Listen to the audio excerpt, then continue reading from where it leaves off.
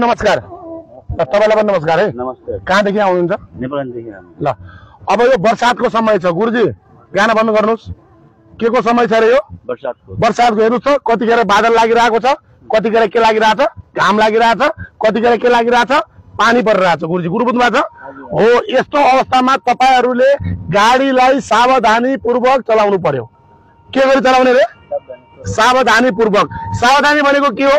पानी पर्दा वाइफरको प्रयोग गरिदिनु पर्यो हो, स्पिड कन्ट्रोल गर्नु पर्यो। बाटो चिप्लो हुन्छ, बाटोमा स्पिड कम गर्नु पर्यो।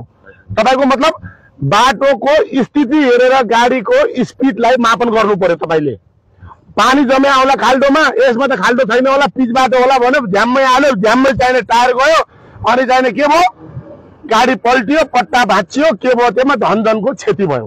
कुरो बुझ्नु भएको छ। र अर्को कुरो, तपाईहरु यो ईभी गाडी हो, ईभी गाडी भर्खर भर्खर नेपालमा यो के भएको छ, प्रचलनमा आएको छ। अझै यो गाडीको सक्सेस यताउता अहिलेसम्म भनौँ न यकिन केही पनि छैन। यो गाडीलाई त तपाईहरुले एकदम सावधानी पूर्वक चलाउनु पर्यो।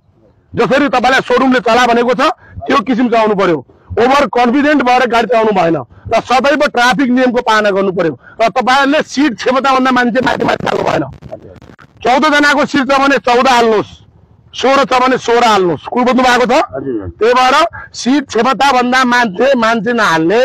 र अर्को कुरो, तोकिएको भाडा दर भन्दा 1 रुपैयाँ पनि बढी नलग्ने र 1 रुपैयाँ पनि कम नलग्ने। र प्यासेन्जरसँग तपाईहरुले सभ्य भाषाको प्रयोग गर्ने।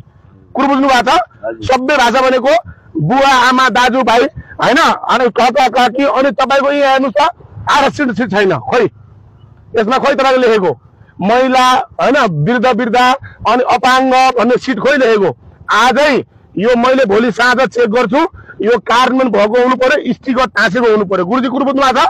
र सदैव ट्राफिक नियमको पालना गरौँ। तीव्र गति जीवनको क्षति, बर्सातको समय छ, राम्रोसँग गाडी चलाउनुहोस्। कुरो बुझ्नु भएको छ। नमस्कार, जानुस्।